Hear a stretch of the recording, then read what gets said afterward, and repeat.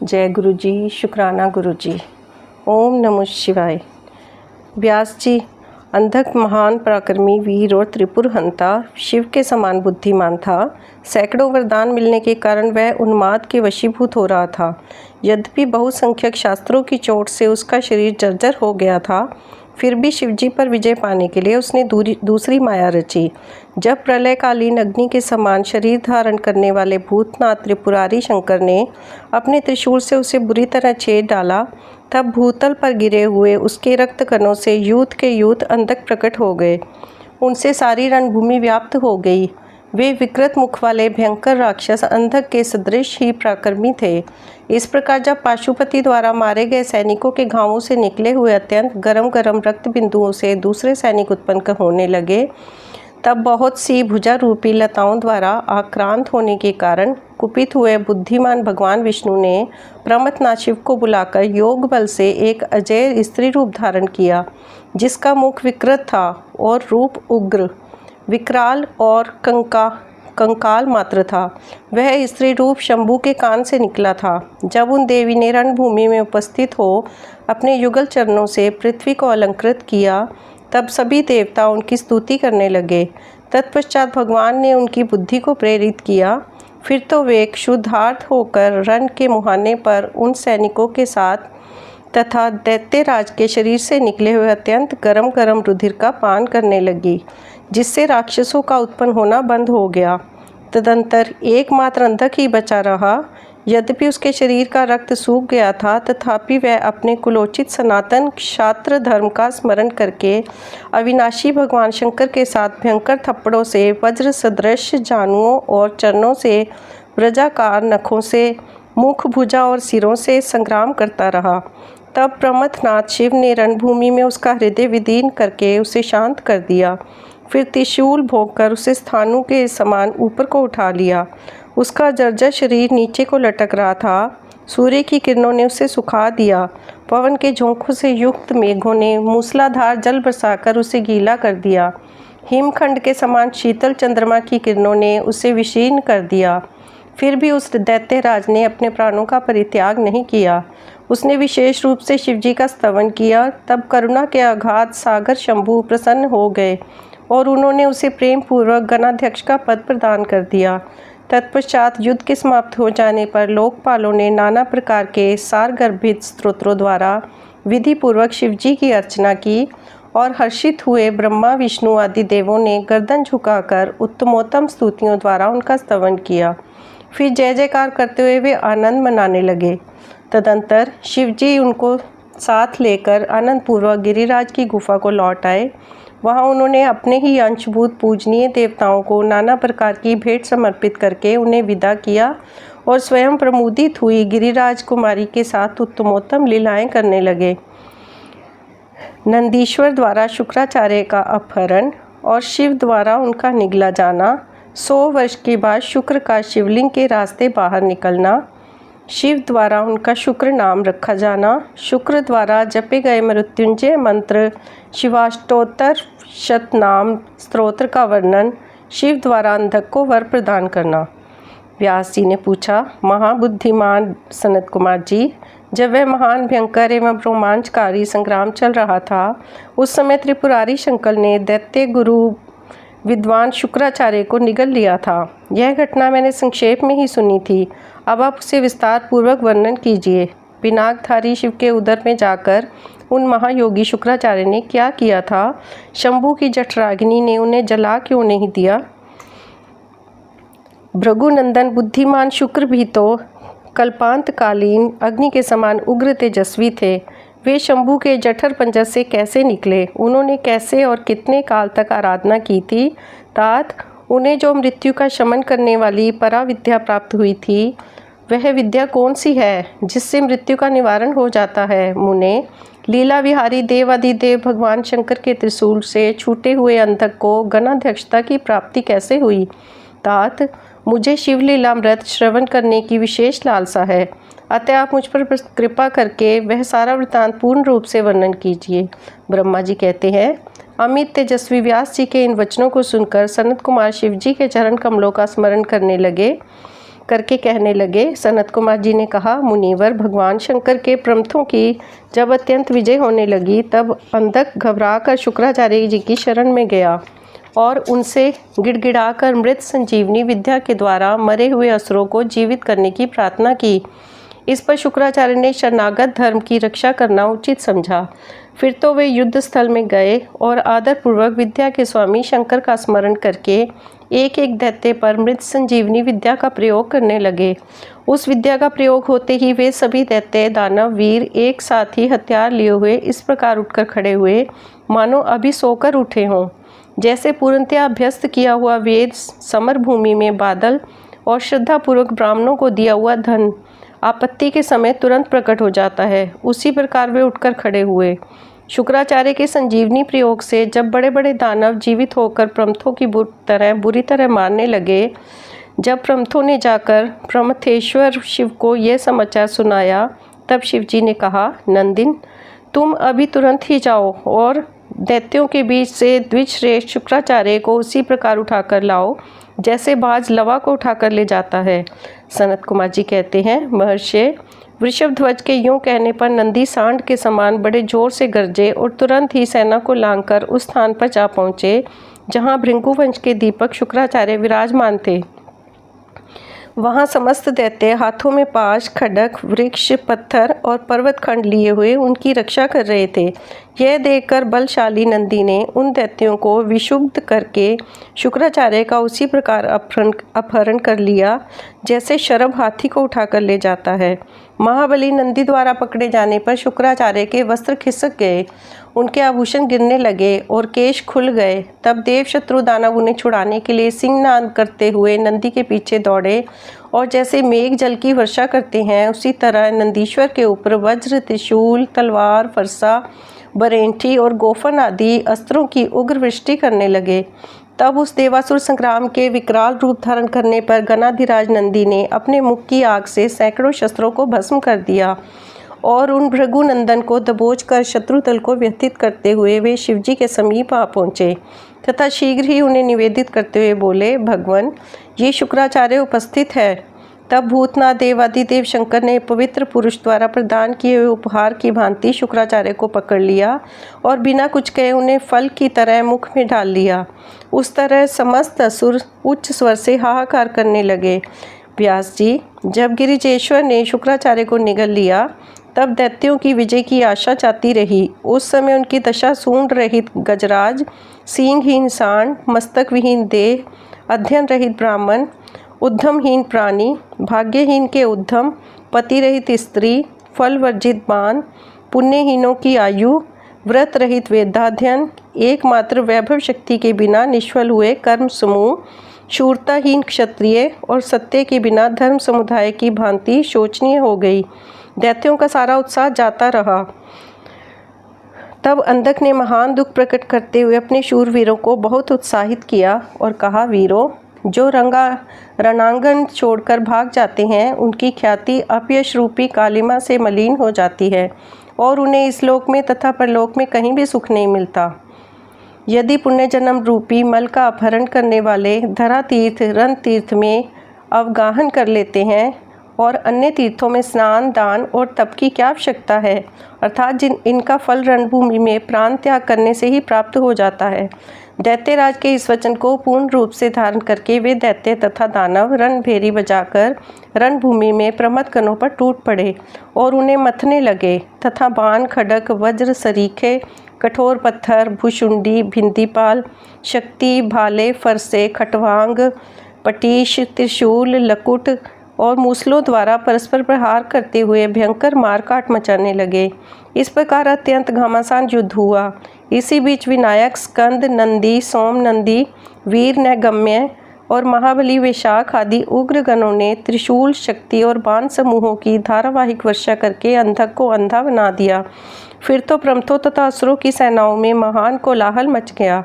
उस घोर शब्द को सुनकर शंभू के उदर में स्थित शुक्राचार्य आश्रय रहित वायु की भांति निगलने का मार्ग ढूंढते हुए चक्कर काटने लगे। उस समय उन्हें रुद्र के उदर में पाताल सहित सातों लोक, ब्रह्मा, नारायण, इंद्र, आदित्य और अप्सराओं के विचित्र भुवन तथा वह प्रमथासुर संग्राम भी दिख पड़ा। इस प्रकार वे 100 वर्षों तक शिवजी की कुक्षी में चारों ओर भ्रमण करते रहे, परंतु उन्हें उसी प्रकार कोई छिद्र नहीं दिख पड़ा। जैसे दुष्ट की दृष्टि सदाचारी के छिद्र को नहीं देख पाती, तब भृगुनंदन ने शैव योग का आश्रय ले एक मंत्र का जप किया। उस मंत्र के प्रभाव से वे शंभू के जठर पंजर से शुक्र रूप में लिंग मार्ग से बाहर निकले। तब उन्होंने शिवजी को प्रणाम किया। गौरी ने उन्हें पुत्र रूप में स्वीकार कर लिया और विघ्न रहित बना दिया। तदंतर करुणासागर महेश्वर भृगुनंदन शुक्राचार्य को वीर्य के रास्ते निकला हुआ देखकर मुस्कुराते हुए बोले। महेश्वर ने कहा, भृगुनंदन, चूंकि तुम मेरे लिंग मात्र से शुक्र की तरह निकले हो, इसलिए अब तुम शुक्र कहलाओगे। जाओ, अब तुम मेरे पुत्र हो गए। सनत कुमार जी कहते हैं, मुनिवर, देवेश्वर शंकर के यूं कहने पर सूर्य के सदृश कांतिमान शुक्र ने पुण्य शिवजी को प्रणाम किया और वे हाथ जोड़कर उनकी स्तुति करने लगे। शुक्र ने कहा, भगवान, आपके पैर, सिर, नेत्र, हाथ और भुजाएं अनंत हैं। आपकी मूर्तियों की भी गणना नहीं हो सकती। ऐसी दशा में आप स्तुत्य की सिर झुकाकर किस प्रकार मैं स्तुति करूं? आपकी 8 मूर्तियां बताई जाती हैं और आप अनंत मूर्ति भी हैं। आप संपूर्ण सुरों और असुरों की कामना पूर्ण करने वाले हैं तथा अनिष्ट दृष्टि से देखने पर आप संहार भी कर डालते हैं। ऐसे स्तवन के योग्य आपकी मैं किस प्रकार स्तुति करूं? सनत कुमार जी कहते हैं, मुने, इस प्रकार शुक्र ने शिवजी की स्तुति करके उन्हें नमस्कार किया और उनकी आज्ञा से वे पुण्य दानवों की सेना में प्रविष्ट हुए। ठीक उसी तरह जैसे चंद्रमा मेघों की घटा में प्रवेश करते हैं। व्यास जी, इस प्रकार रणभूमि में शंकर ने जिस तरह शुक्र को निगल लिया था, वह वृतांत तो तुम्हें सुना दिया। अब शंभू के जठर पंजर से लिंग के रास्ते उत्कट वीर्य की तरह निकले हुए उस समय गौरी ने उन्हें पुत्र रूप से अपनाया और जगदीश्वर शिव ने अजर अमर बना दिया। तब वे दूसरे शंकर के सदृश शोभा पाने लगे। वे 3000 वर्ष व्यतीत होने के पश्चात वे ही वेद निधि मुनिवर शुक्र पुनः इस भूतल पर महेश्वर से उत्पन्न हुए। उस समय उन्होंने धैर्यशाली एवं तपस्वी दानवराज अंधक को देखा। उसका शरीर सूख गया था और वह त्रिशूल पर लटका हुआ परमेश्वर शिव का ध्यान कर रहा था। वह शिवजी के 108 नामों का इस प्रकार स्मरण कर रहा था। महादेव, देवताओं में महान, विरूपाक्ष, विकराल नेत्रों वाले, चंद्राधृत शेखर, मस्तक पर अर्ध चंद्र धारण करने वाले, अमृत स्वरूप, शाश्वत, सनातन, स्थाणु, समाधिस्थ होने पर ठूंठ के समान स्थिर, नीलकंठ, गले में नील चिन्ह धारण करने वाले, पिनाकी, पिनाक नामक धनुष धारण करने वाले, वृषभाक्ष, वृषभ के नेत्र सरीखे विशाल नेत्रों वाले, महाज्ञ, महान रूप से जानने योग्य, पुरुष, अंतर्यामी, सर्वकामद, संपूर्ण कामनाओं को पूर्ण करने वाले, कामारी, कामदेव के शत्रु, कामदहन, कामदेव को दग्ध करने वाले, कामरूप, इच्छा अनुसार रूप धारण करने वाले, कपर्दी, विशाल जटाओं वाले, विरूप, विकराल रूपधारी, गिरीश, गिरिवर कैलाश पर शयन करने वाले, भीम, भयंकर रूप वाले, सरकी, बड़े बड़े जबड़ों वाले,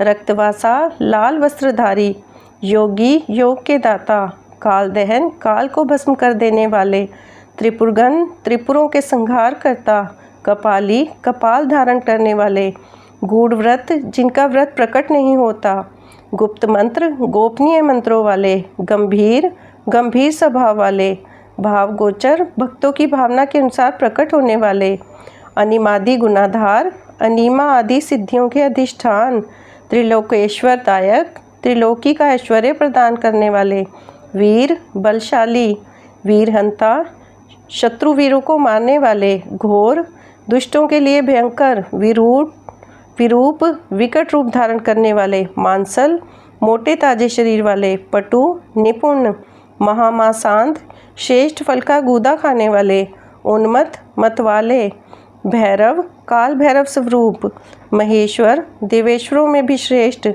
त्रिलोक के द्रावण, त्रिलोकी का विनाश करने वाले, लुब्ध, स्वजनों के लोभी, लुब्धक, महाव्याध स्वरूप, यज्ञसूदन, दक्ष यज्ञ के विनाशक, कृतिका सुत युक्त, कृतिकाओं के पुत्र, पुत्र से भी युक्त, उन्मत्त का सा वेश धारण करने वाले, कृतिवासा गजासुर के चमड़े के ही वस्त्र रूप में धारण करने वाले, गजकृति पराधीन हाथी का चर्म लपेटने वाले, क्षुब्ध भक्तों का कष्ट देकर क्षुब्ध हो जाने वाले, भुजग भूषण सर्पों को भूषण रूप में धारण करने वाले, दतालंब भक्तों के अवलंब दाता, वेताल स्वरूप, घोर शाकिनी पूजित शाकिनियों द्वारा समाराधित, अघोर पथ के प्रवर्तक, घोर दैत्यज्ञ भयंकर दैत्यों के संहारक, घोर घोष भीषण शब्द वाले,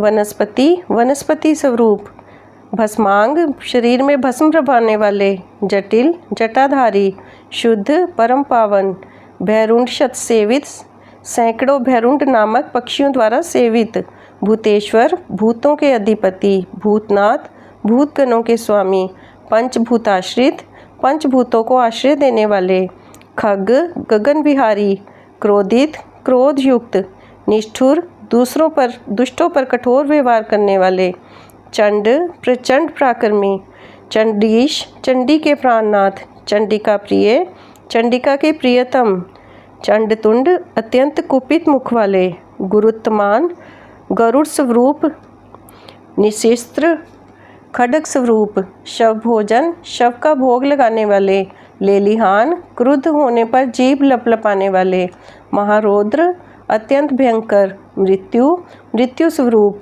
मृत्युर गोचर मृत्यु की भी पहुँच से परे, मृत्यु के भी काल, महासेन विशाल सेना वाले, कार्तिकेय स्वरूप,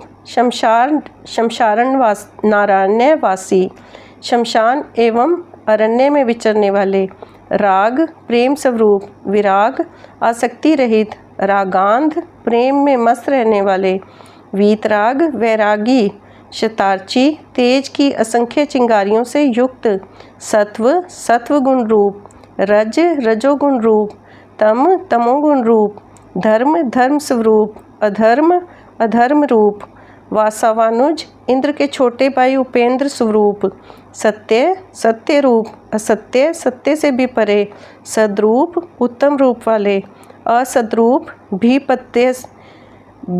भीभत्स रूपधारी, अहेतुक हेतु रहित, अर्धनारीश्वर आधा पुरुष और आधा स्त्री का रूप धारण करने वाले, भानु सूर्य स्वरूप, भानु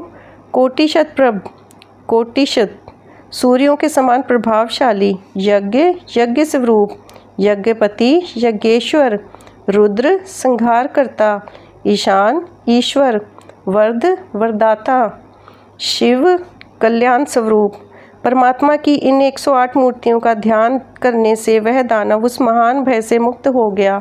उस समय प्रसन्न हुए जटाधारी शंकर ने उसे मुक्त करके उस त्रिशूल के अग्रभाग से उतार लिया और दिव्य अमृत की वर्षा से अभिषिक्त कर दिया। तत्पश्चात महात्मा महेश्वर उसने जो कुछ किया था उस सब का सांत्वना पूर्वक वर्णन करते हुए उस महादैत्य अंधक से बोले। ईश्वर ने कहा, हे दैत्येंद्र, मैं तेरे इंद्रिय निर्ज्ञ नियम शौर्य और धैर्य से प्रसन्न हो गया हूँ। अतः सुव्रत, अब तू कोई वर मांग ले। दैत्यों के राजाधिराज, तूने निरंतर मेरी आराधना की है, इससे तेरा सारा कलमश धुल गया और अब तू वर पाने के योग्य हो गया है। इसीलिए मैं तुझे वर देने के लिए आया हूँ, क्योंकि 3000 वर्षों तक बिना खाए पिए प्राण धारण किए रहने से तूने जो पुण्य कमाया है उसके फलस्वरूप तुझे सुख की प्राप्ति होनी चाहिए। सनत कुमार जी कहते हैं, मुने, यह सुनकर अंधक ने भूमि पर अपने घुटने टेक दिए और फिर वह हाथ जोड़कर कांपता हुआ भगवान उमापति से बोला। अंधक ने कहा, भगवान, आपकी महिमा जाने बिना मैंने पहले रणांगन में हर्ष गदगद वाणी से आपको जो दीनहीन तथा नीच से नीच कहा है और मूर्खतावश लोक में जो जो निंदित कर्म किया है, प्रभु उस सब को आप अपने मन में स्थान ना दें, अर्थात उसे भूल जाएं। महादेव, मैं अत्यंत ओछा और दुखी हूँ। मैंने काम दोषवश पार्वती के विषय में जो भी दूषित भावना कर ली थी उसे आप क्षमा कर दें। आपको तो अपने कृपण दुखी एवं दीन भक्त पर सदा ही विशेष दया करनी चाहिए। मैं उसी तरह का एक दीन भक्त हूँ और आपकी शरण में आया हूँ। देखिए, मैंने आपके सामने अंजलि बांध रखी है। अब आपको मेरी रक्षा करनी चाहिए। ये जगजननी पार्वती देवी भी मुझ पर प्रसन्न हो जाए और सारे क्रोध को त्याग कर मुझे कृपा दृष्टि से देखें। चंद्रशेखर, कहाँ तो इनका भयंकर क्रोध और कहाँ मैं तुच्छ दैत्य। चंद्रमौली, मैं किसी प्रकार उसको सहन नहीं कर सकता। शंभो, कहाँ तो परम उदार आप और कहाँ बुढ़ापा, मृत्यु तथा काम क्रोध आदि दोषों के वशीभूत मैं, अर्थात मेरी आपके साथ क्या तुलना है। महेश्वर, आपके ये युद्ध कला निपुण महाबली वीर पुत्र मेरी कृपणता पर विचार करके अब क्रोध के वशीभूत मत हों। तुषार, हार, चंद्रकिरण, शंख, कुंद पुष्प और चंद्रमा के से वर्ण वाले शिव, मैं इन पार्वती को गुरुता के गौरववश नित्य मात्र दृष्टि से देखूं। मैं नित्य आप दोनों का भक्त बना रहूं। देवताओं के साथ होने वाला मेरा वैर दूर हो जाए तथा मैं शांत चित्त हो योग चिंतन करता हुआ गणों के साथ निवास करूं। महेशान, आपकी कृपा से मैं उत्पन्न हुए इस विरोधी दानव भाव का पुण्य कभी स्मरण न करूं। यही उत्तम वर मुझे प्रदान कीजिए। सनत कुमार जी कहते हैं, मुनि सत्तम, इतनी बात कहकर वह दैत्यराज माता पार्वती की ओर देखकर त्रिनयन शंकर का ध्यान करता हुआ मौन हो गया। तब रुद्र ने उसकी ओर कृपा दृष्टि से देखा। उनकी दृष्टि पड़ते ही उसे पूर्व वृतांत तथा अद्भुत जन्म का स्मरण हो आया। उस घटना का स्मरण होते ही उसका मनोरथ पूर्ण हो गया। फिर तो माता पिता उमा महेश्वर को प्रणाम करके वह कृतकृत्य हो गया। उस समय पार्वती तथा बुद्धिमान शंकर ने उसका मस्तक सूंघकर प्यार किया। इस प्रकार अंधक ने प्रसन्न हुए चंद्रशेखर से अपना सारा मनोरथ प्राप्त कर लिया। मुने, महादेव जी की कृपा से अंधक को जिस प्रकार परम सुखद गणाध्यक्ष पद प्राप्त हुआ था, वह सारा का सारा पुरातन वृतांत मैंने तुझे सुना दिया है और मृत्युंजय मंत्र का भी वर्णन कर दिया है। यह मंत्र मृत्यु का विनाशक और संपूर्ण कामनाओं का फल प्रदान करने वाला है। इसे प्रयत्न पूर्वक जपना चाहिए। अगला अध्याय, शुक्राचार्य की घोर तपस्या और इनका शिवजी को चित्ररतन अर्पण करना और अष्टमूर्त्यष्टक स्तोत्र द्वारा उनका स्तवन करना। शिवजी का प्रसन्न होकर उन्हें मृत संजीवनी विद्या तथा अन्यान्य वर प्रदान करना।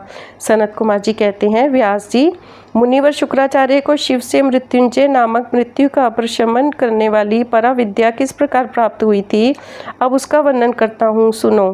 पूर्व काल की बात है। इन भृगुनंदन ने वाराणसीपुरी में जाकर प्रभावशाली विश्वनाथ का ध्यान करते हुए बहुत काल तक घोर तप किया था। वेद व्यास जी, उस समय उन्होंने वहीं एक शिवलिंग की स्थापना की और उसके सामने ही एक परम रमणीय कूप तैयार कराया। फिर प्रयत्न पूर्वक उन देवेश्वर को 1,00,000 बार द्रोण भर पंचामृत से तथा बहुत से सुगंधित द्रव्यों से स्नान कराया। फिर 1000 बार परम प्रीति पूर्वक चंदन, यक्ष कर्दम और सुगंधित उपटन का उस लिंग पर अनुलेप किया। तत्पश्चात सावधानी के साथ परम प्रेम पूर्वक राज चंपक, अमलतास, धतूर, कनेर, कमल, मालती, कर्णिकार, कंदब, मोलसिरी, उत्पल, मल्लिका, चमेली, शतपत्री, सिंधुवार, ढाक, बंदूक पुष्प, गुलदुपहरी, पुनांग, नाग सेकर, नागकेसर, केसर, नवमल्लिक, बेल मोगरा, चिबिलिक, कुंद, मुचुकुंद, मंदार, विल्लपत्र, गुमा, मरुव्रक, व्रक, गंठीवन, दोना, अत्यंत सुंदर आम के पल्लव, तुलसी, देवजवासा, बृहत्रपत्री, कुशांकु, नंदाव्रत, अगस्त्य, साल, देवदारू, कचनार, कुर्बक, दुर्वाकुर, कुरंटक, इनमें से प्रत्येक के पुष्पों और अन्य पल्लवों से तथा नाना प्रकार के रमणीय पत्रों और सुंदर कमलों से शंकर जी की विधिवत अर्चना की। उन्हें बहुत से उपहार समर्पित किए तथा शिवलिंग के आगे नाचते हुए शिव सहस्त्र नाम एवं अन्यान्य स्तोत्रों का गान करके शिवजी का स्तवन किया। इस प्रकार शुक्राचार्य 5000 वर्षों तक नाना प्रकार के विधि विधान से महेश्वर का पूजन करते रहे, परंतु जब उन्हें थोड़ा सा भी वर देने के लिए उद्यत होते नहीं देखा, तब उन्होंने एक दूसरे अत्यंत दुस्सहस एवं घोर नियम का आश्रय लिया। उस समय शुक्र ने इंद्रियों सहित मन के अत्यंत चंचलता रूपी महान दोष को बारंबार भावना रूपी जल से प्रक्षालित किया। इस प्रकार चित्ररतन को निर्मल करके उसे पिनाकधारी शिव के अर्पण कर दिया और स्वयं धूमकन का पान करते हुए तप करने लगे। इस प्रकार उनके 1 सहस्त्र वर्ष और बीत गए। तब भृगुनंदन शुक्र को यों दृढ़ चित्त से घोर तप करते देखकर महेश्वर उन पर प्रसन्न हो गए। फिर तो दक्ष कन्या सती के स्वामी साक्षात विरूपाक्ष शंकर जिनके शरीर की कांति सहस्रों सूर्यों से भी बढ़कर थी, उस लिंग से निकलकर शुक्र से बोले। महेश्वर ने कहा, महाभाग भृगुनंदन, तुम तो तपस्या की निधि हो महामुने, मैं तुम्हारे इस अविच्छिन्न तप से विशेष प्रसन्न हूँ। भार्गव, तुम अपना सारा मनोवांछित वर मांग लो, मैं प्रीतिपूर्वक तुम्हारा सारा मनोरथ पूर्ण कर दूंगा। अब मेरे पास तुम्हारे लिए कोई वस्तु अदेय नहीं रह गई है। सनत कुमार जी कहते हैं, मुने, शंभु के इस परम सुखदायक एवं उत्कृष्ट वचन को सुनकर शुक्र प्रसन्न हो आनंद समुद्र में निमग्न हो गए। उन कमल नयन द्विजवर शुक्र का शरीर परमानंद जनित रोमांच के कारण पुलकायमान हो गया। तब उन्होंने हर्षपूर्वक शंभु के चरणों में प्रणाम किया। उस समय उनके नेत्र हर्ष से खिल उठे थे। फिर वे मस्तक पर अंजलि रखकर जय जयकार करते हुए अष्टमूर्तिधारी वरदायक शिव जी की स्तुति करने लगे। भार्गव ने कहा, सूर्य स्वरूप भगवान, आप त्रिलोकी का हित करने के लिए आकाश में प्रकाशित होते हैं और अपनी इन किरणों से समस्त अंधकार को अभिभूत करके रात में विचरने वाले असुरों का मनोरथ नष्ट कर देते हैं। जगदीश्वर, आपको नमस्कार है। घोर अंधकार के लिए चंद्र स्वरूप शंकर, आप अमृत के प्रवाह से परिपूर्ण तथा जगत के सभी प्राणियों के नेत्र हैं। आप अपनी अमर्याद तेजों में किरणों से आकाश में और भूतल पर अपार प्रकाश फैलाते हैं, जिससे सारा अंधकार दूर हो जाता है। आपको प्रणाम है। सर्वव्यापिन, आप पावन पथ योग मार्ग का आश्रय लेने वालों की सदा गति का उपास्य देव हैं। भुवन जीवन, आपके बिना भला इस लोक में कौन जीवित रह सकता है। सर्प कुल के संतोषदाता, आप निश्चल वायु रूप से संपूर्ण प्राणियों की वृद्धि करने वाले हैं। आपको अभिवादन है। विश्व के एकमात्र पावन कर्ता, आप शरणागत रक्षक और अग्नि की एकमात्र शक्ति हैं। पावक आपका ही स्वरूप है। आपके बिना मृतकों का वास्तविक दिव्य कार्य दा आदि नहीं हो सकता। जगत के अंतरात्मा, आप प्राण शक्ति के दाता, जगत स्वरूप और पद पद पर शांति प्रदान करने वाले हैं। आपके चरणों में मैं सिर झुकाता हूँ। जल स्वरूप परमेश्वर, आप निश्चय ही जगत के पवित्र कर्ता और चित्र विचित्र सुंदर चरित्र करने वाले हैं। विश्वनाथ, जल में अवगाहन करने से आप विश्व को निर्मल एवं पवित्र बना देते हैं, इसलिए आपको नमस्कार है। आकाश रूप ईश्वर, आपसे अवकाश प्राप्त करने के लिए यह विश्व बाहर और भीतर विकसित होकर सदा स्वभाववश श्वास लेता है, अर्थात इसकी परंपरा चलती रहती है, तथा आपके द्वारा यह संकुचित भी होता है, अर्थात नष्ट हो जाता है। इसलिए दयालु भगवान, मैं आपके आगे नतमस्तक होता हूँ। विशंभरात्मक, आप ही इस विश्व का भरण पोषण करते हैं। सर्वव्यापिन, आपके अतिरिक्त दूसरा कौन अज्ञान अंधकार को दूर करने में समर्थ हो सकता है। अतः विश्वनाथ, आप मेरे अज्ञान रूपी तम का विनाश कर दीजिए। नागभूषण, आप स्तवनीय पुरुषों में सबसे श्रेष्ठ हैं, इसलिए आप परात्पर प्रभु को मैं बारंबार प्रणाम करता हूँ। आत्मस्वरूप शंकर, आप समस्त प्राणियों के अंतरात्मा में निवास करने वाले प्रत्येक रूप में व्याप्त हैं और मैं आप परमात्मा का जन हूँ। अष्टमूर्ते, आपकी इन रूप परंपराओं से यह चराचर विश्व विस्तार को प्राप्त हुआ है, अतः मैं सदा से आपको नमस्कार करता हूँ। मुक्त पुरुषों के बंधो, आप विश्व के समस्त प्राणियों के स्वरूप प्रणत जनों के संपूर्ण योग क्षेम का निर्वाह करने वाले परमात्म स्वरूप हैं। आप अपनी इन अष्टमूर्तियों से युक्त होकर इस फैले हुए विश्व को भली भांति विस्तृत करते हैं, अतः आपको मेरा अभिनंदन है। ओम नमः शिवाय। शिव जी सदा सहाय।